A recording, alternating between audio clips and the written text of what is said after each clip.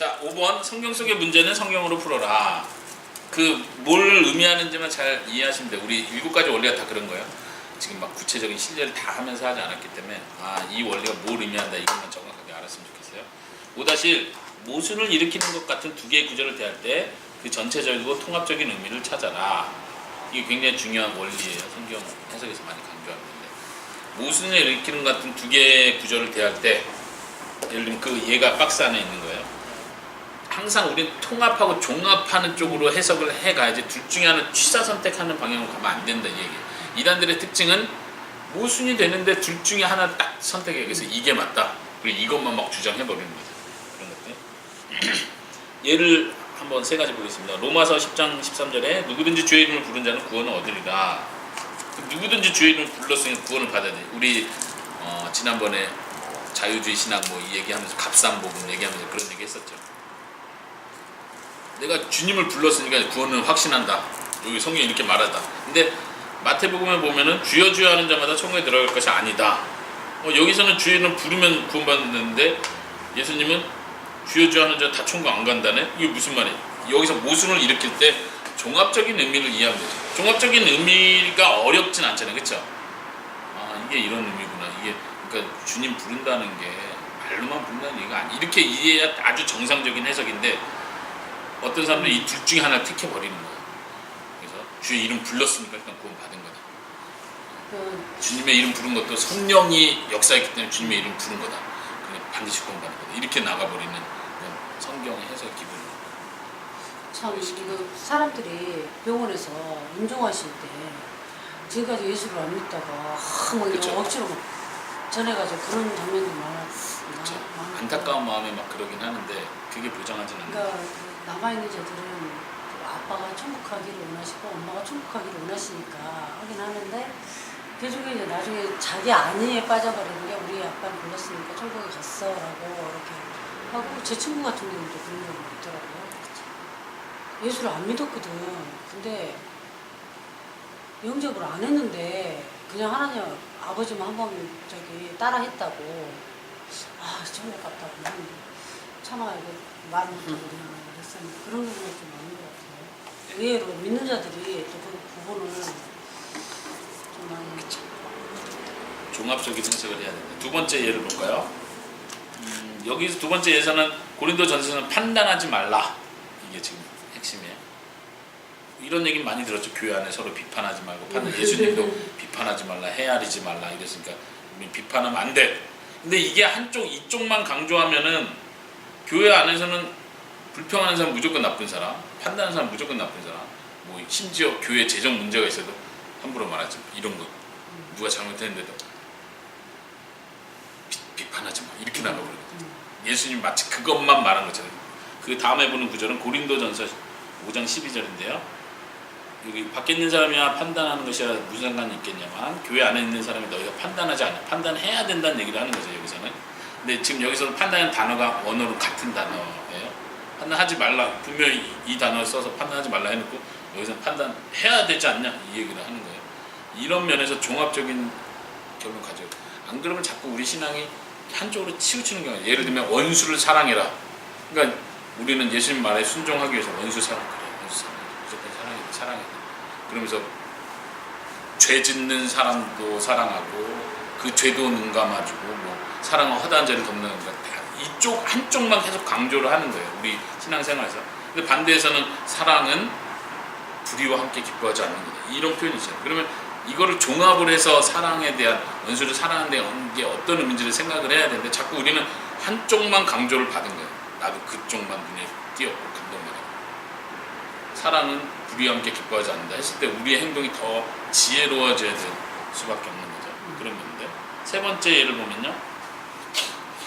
하나님은 사람이 아니니 후회가 없다. 이 표현이고 사무엘상에서는 사울 왕 세운 것을 후회하셨더라. 이런 표현. 아니 후회 안 하신다는 하나님이 왜 후회하셨다고 하지? 그럼 둘 중에 뭐가 맞는 거야? 이렇게 갈 수는 없다는 거죠. 그렇죠? 그래서 지난번에도 얘기했지만 조직신학과 성경신학이 부딪히는 게 이런 거죠. 조직신학에서 하나님은 이런 분이다라고 딱 답을 마치 말한 것처럼 말하는데 성경신학, 성경의 역사 속에서 쭉 볼 때는 하나님의 어떤 변하는 것 같은 모습, 돌이키는 것 같은 모습, 혹은 약속을 깨뜨리는 것 같은 모습. 그러나 성경 말하기를 하나님은 신실하시다. 언약을 깨뜨리지 않는다. 끝까지 지키신다. 하나님은 변하지 않는다. 이런 표현이 또 같이 있단 말이에요. 이 같이 있는 표현에서 둘 중에 하나를 딱 선택해서는 안 되는 거예요. 예를 들면 하나님 후회가 없어. 그러니까 후회하신 게 아니야 라고 말할 수는 없는 거예요. 후회를 하셨는데 그게 어떤 의미에서 하나님의 어떤 근본적인 계획과 근본적인 하나님의 뜻과 작정이 변동된 거냐, 그건 아니라 하나님은 심지어 사울 왕이 하나님을 떠나 타락할 것까지도 알고 계셨다. 이렇게 해석하는 게 자연스럽죠. 이런 문제들은 실제로 굉장히 많이 나타납니다. 성경 안에. 한 예를 들면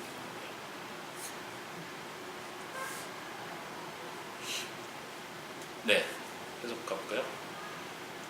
5-2번도 중요한 원리인데요. 한번 자매님 읽어주시겠어요? 또 분명하게 자연스럽게 해석되는 구절에 비추어 애매한 구절을 풀어가라. 맞는 말이죠? 되게 상식인데도 이단들이 안 지키는 원리예요. 애매한 구절을 가져와서 자기가 의미 부여를 딱 해버리고 당연히 성경에서 당연히 말하고 있는 구절 다 무시해버리는 거예요. 이제 거의 이건 예가 하나 있는데, 예를 들면 모든 사람이 구원받으면 진리 아는데 이르길 원한다. 그러니까 모든 사람이 구원받기를 하나님이 원하신다는 게 무슨 뜻이지? 무슨 뜻이? 하나님이 모든 사람 구원하시겠다는 뜻이구나. 이렇게 결론 내버린 거예요. 그래서 지옥은 없고 최후에 모든 사람을, 모든 세상의 모든 사람 하나님 다 구원할 거다. 그게 하나님의 넓은 사랑이다. 이렇게 결론 내버려요. 근데 그렇지 않은 구절들이 분명히 있잖아요. 성경 안에 또 있지만 데살로니가후서에 믿음은 모든 사람의 것이 아니다. 이렇게 분명히 말한 구절이 있으면 이거를 근거로 애매한 구절들을 풀어나가는 게 원칙이다. 이 원칙 되게 중요해요. 우리 7가지 원리를 하고 있지만 어려움 7개 중에 어려운 부분이 이 5번이에요. 왜냐면 이건 어떤 신학적 틀을 가지고 있느냐에 따라 굉장히 많이 달라질 수 있어요. 이 종합하는 과정에서 결국은 어떻게 종합하느냐가 결국은 신학이 되는 거예요. 이 2가지 모순되는 구절들을 어떤 방식, 어떤 관점, 어디에 강조를 둬서 풀어나가는 거예요. 이게 이제 결국은 신학이 형성되어 가는 거죠. 그런 면에서 우리가 쉽게 그냥 딱 결론 내릴 수도 없는 거고, 그런 면에서 계속 우리는 배워야 되는 입장인 거죠. 5-3번 보시면요. 성경 밖 영적 경험이나 간증된 근거로 성경을 풀려고 하지 마라. 성경에 없는 원리를 더하려고 하지 마라. 이건 우리가 오늘날의 문제점 얘기하면서 했었던 얘기죠. 경험을 성경 위로 올려놓는 거예요. 그러니까 성경의 애매한 구절들 이렇게 자꾸 모순이 일어나면 이거는 내가 경험해봤는데 이건 이런 뜻이야. 이렇게 쉽게 해석하지 말라는 얘기예요. 자꾸 이걸 성경 안에서 성경을 근거로 풀어나가야 되는데 우리의 경험이나 혹은 과학적 지식, 오늘날 과학이 이렇게 말하더라. 그러니까 이 성경이 이 말이 이런 뜻이야. 이렇게 외부에서 가져와서 성경을 증명하려는 시도를 좀 조심해야 된다는 얘기예요. 물론 우리가 문화 배경을 얘기하면서 그 당시 배경도 알아야 되고 성경을 해석하기 위해서 여러 지식도 필요한 것도 사실이지만 우리가 성경 해석할 때 주변 자료를 근거로 성경 해석을 최종적으로 할 수는 없다. 조심해야 된다. 이해되시고요? 이게 참 많은 것 같아요. 이게. 네, 맞죠. 우리가 큐티를 하면서 이렇게 큐티가 위험한 게 이런 이런 얘기도 하죠. 그리고 우리 생각, 내 경험, 결국은 사람이 자기 경험에 의해서 성경을 자꾸 보게 돼 있기 때문에 영적 경험이 저도 너무 많기 때문에 성경을 이렇게 볼 때 큐티를 되게 좋아했던 것도 이렇게 딱 하면 그 다음날 딱 하면 그날 묵상했는데 그게 이루어지는 거예요. 그러니까 이건 하나님 뜻이다라고 딱 확정을 하고 이렇게 덤벼들 때가 많고 또 은혜가 됐었고 사람이 그리고 활력소가 됐고 근데 진짜 그 성경 말씀도 하나님 막 풀어주시더라고. 십자가를 지나는 것도 저 개인적으로 기도하다가 제가 계속 경고를 했었는데 경고를 하고 그렇게 해석하지 말라고.